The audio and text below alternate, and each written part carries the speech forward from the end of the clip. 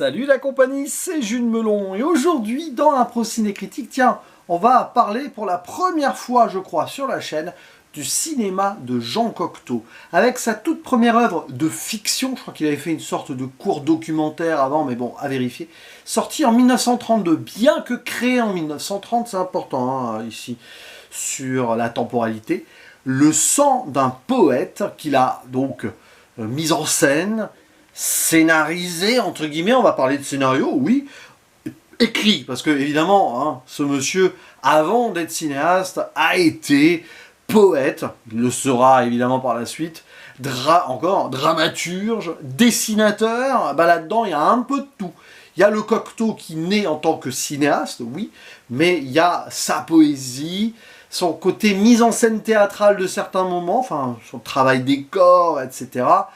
Et puis voilà, quoi, quelqu'un qui était déjà très célèbre au niveau de son art à l'époque, et qui arrive au cinéma presque par hasard, mais pourquoi pas, et touché à tout, donc à un moment, grâce à ce vicomte, là, Charles de Noailles, le même qui avait commandé, alors je sais plus si c'était, non c'est ça, hein, c'est l'âge d'or, de Louise Buñuel, dont j'ai parlé il y a pas longtemps hein, sur la chaîne, j'avais même fait une journée spéciale, Le Chien Andalou, en duo avec l'ami Albator, et en solo, L'Âge d'Or. Et c'est là, d'ailleurs, je m'étais dit, dans la foulée, plus ou moins, j'allais aussi attaquer cet univers cinématographique d'un Jean Cocteau que je connaissais, alors déjà de réputation bien sûr, mais j'ai vu son La Belle et la Bête, que j'évoquerai probablement plus tard cette année d'ailleurs.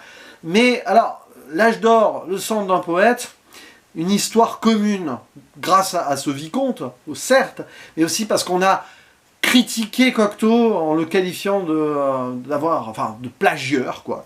Alors que pas du tout, pas du tout. D'ailleurs, les films sont très différents, vraiment. Et Cocteau n'a pas trop apprécié non plus qu'on le classe dans le surréalisme. En soi, ça en est, d'une certaine manière, mais c'est aussi une poésie visuelle. Plus poète que Buñuel et Dali, hein, mélangés, d'une certaine façon. Peut-être plus fluide aussi dans certaines idées visuelles, moins retors, moins provocateur, mais peut-être pas moins puissant non plus. C'est intéressant parce que franchement, L'Âge d'Or, Le sang d'un poète, bon, si on n'avait pas raconté toutes ces histoires en mode plagiat, pas possible, c'est juste qu'il l'a sorti 2 ans après, bah, j'aurais jamais cru que en fait ce soit des œuvres quasi jumelles, à part sur le côté un peu expérimental qui sortait d'une certaine grammaire, évidemment, pour l'époque. Bon, au casting, on va citer quelques noms, tiens, mais pas des noms inconnus. Bon, le principal, là, le poète, l'alter ego de Cocteau, ou d'Orphée, bon, ça on va y revenir. Enrique Riveros, qui était chilien, voilà. Mais la statue que l'on voit là, elle est jouée par une photographe connue, qui a même eu son biopic il n'y a pas longtemps, Lee Miller, voilà. Qui en France là s'est retrouvé un peu à jouer la comédie. Et aussi Pauline Carton, ça c'est un nom qui me dit quelque chose. Je ne sais plus dans quel contexte, ou si je l'ai vu par ailleurs, mais bon, j'avais entendu parler de cette dame. Elle joue un des personnages bizarres dans cet hôtel là. Alors c'est un film qui est impossible à résumer, parce qu'il est en plusieurs parties. Voilà, une partie d'introduction où on va voir un poète qui crée un visage et qui va récupérer la bouche qui commence à bouger là sur sa main. Voilà, il a donné naissance à une œuvre. Il essaye de taire cette création d'une certaine manière pour pas être dépassé par celle-ci. Mais celle-ci va continuer, va le contaminer jusqu'à sur sa main et tout. Voilà, il se passe quelque chose là-dessus.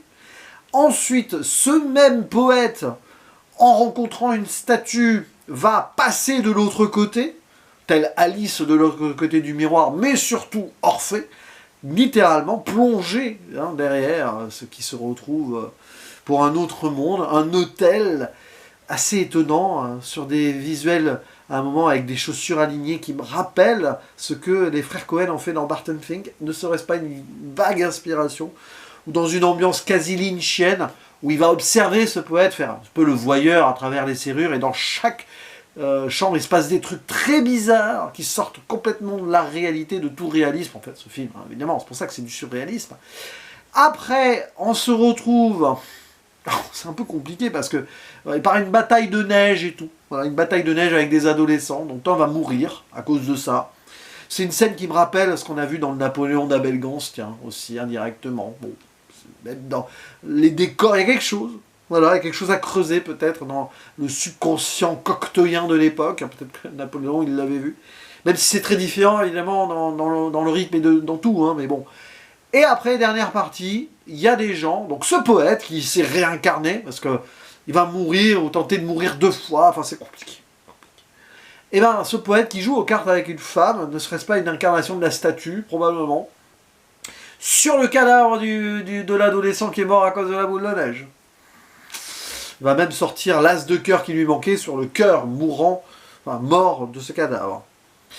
Fin assez atroce d'ailleurs de mise en scène de théâtre, qui peut-être montre aussi l'indifférence absolue d'une bourgeoisie, peut-être que Cocteau méprisait d'une certaine classe, en tout cas dominante.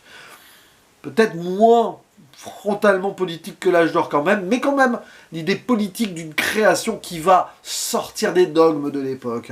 Et cette idée que Cocteau le dit à un moment dans son œuvre, il intervient lui-même, on voit d'ailleurs hein, son visage dessiné ou je sais plus quoi, où il le dit, Jean Cocteau perd, c'est écrit ainsi, hein, il perd totalement le contrôle de sa création, tel le poète que l'on voit au début qui perd le contrôle de cette création qui s'anime, qui prend vie. Il essaye de la silencier, si vous voulez, mais en fait, la contamination n'en sera que plus forte. Et derrière, avec cette statue-là, qui pourrait être aussi une forme de création qui prend vie, on ne sait pas, il va être plongé dans un autre monde. Le monde du rêve, de l'onirisme, qui va clairement le rendre fou, et tenter de passer au-delà de la mort, peut-être. C'est passionnant, ça, parce que c'est juste un acte de création, ce film. Mais comme quoi, la création, parfois, elle sort de tous les carcans, elle vient du rêve. Ce film est un rêve, c'est officiellement, clairement, un rêve. Vous verrez l'un des premiers plans et le dernier plan, c'est clair, c'est ça. Ce film que nous voyons, là, ça dure 50 minutes, c'est un moyen métrage, si vous voulez. C'est... quand on rêve, des fois, vous savez, les rêves, ils ne durent pas longtemps. Hein, et on a l'impression d'y vivre des jours, des fois, dedans. Bon, bah, c'est pareil.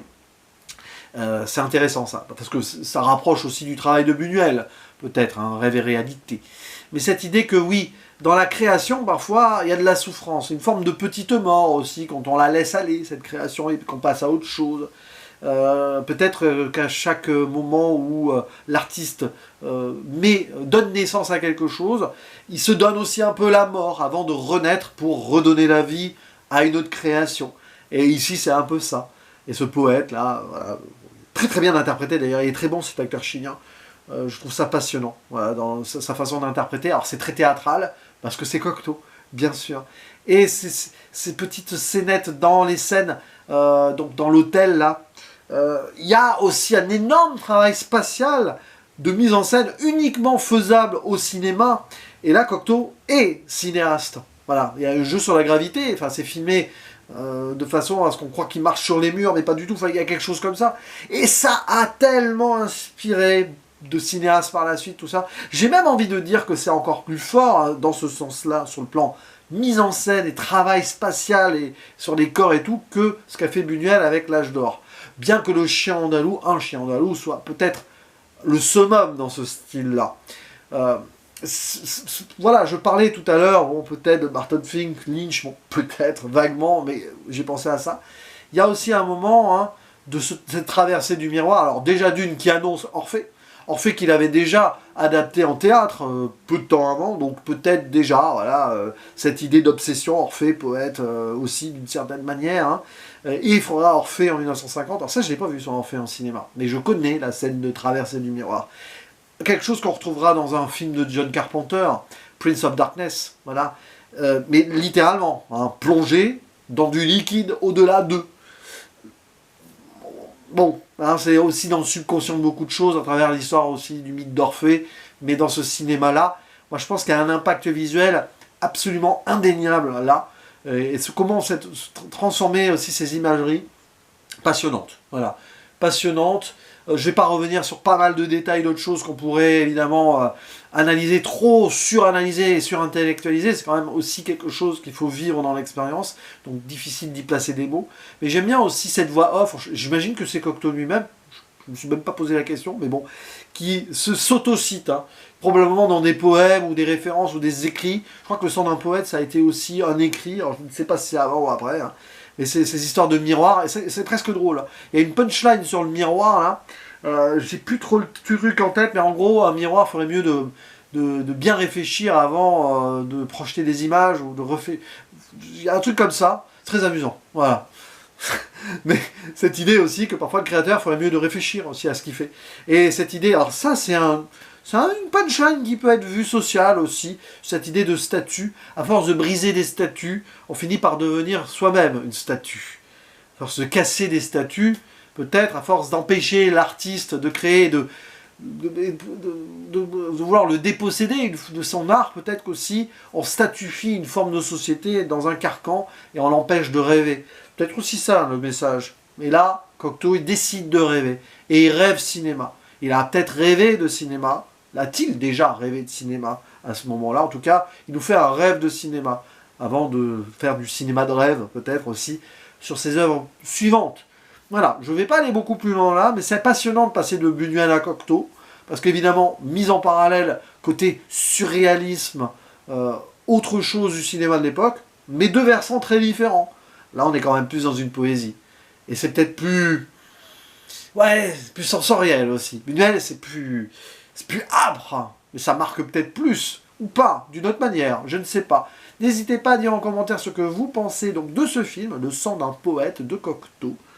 Il est facilement trouvable, hein, bien sûr. Tombé dans le domaine public, tout ça, j'imagine, depuis. Mais en tout cas, j'ai hâte d'avoir votre avis dessus. Comparaison ou non avec Buñuel, hein, peu importe. Ce que ça vous a fait, vous, comme expérience. Si vous pouvez placer des mots dessus, bien sûr. Et je vous dis à la prochaine. Ciao.